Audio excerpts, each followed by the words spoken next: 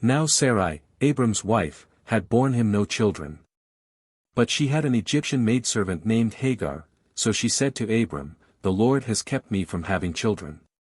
Go, sleep with my maidservant, perhaps I can build a family through her." Abram agreed to what Sarai said. So after Abram had been living in Canaan 10 years, Sarai his wife took her Egyptian maidservant Hagar and gave her to her husband to be his wife. He slept with Hagar, and she conceived. When she knew she was pregnant, she began to despise her mistress. Then Sarai said to Abram, "You are responsible for the wrong I am suffering.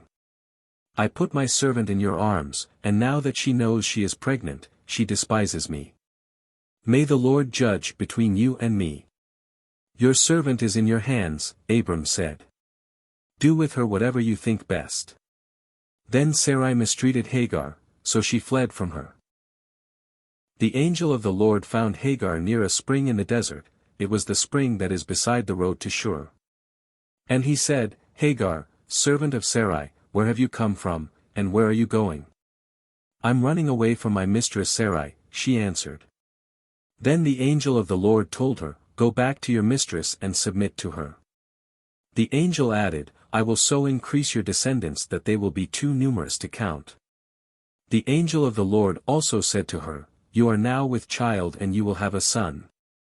You shall name him Ishmael, for the Lord has heard of your misery.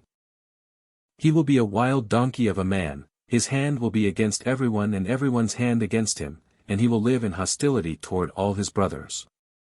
She gave this name to the Lord who spoke to her, "You are the God who sees me," for she said, "I have now seen the one who sees me." That is why the well was called Bir Lahai Roi. It is still there, between Kadesh and Bered. So Hagar bore Abram a son, and Abram gave the name Ishmael to the son she had born. Abram was 86 years old when Hagar bore him Ishmael.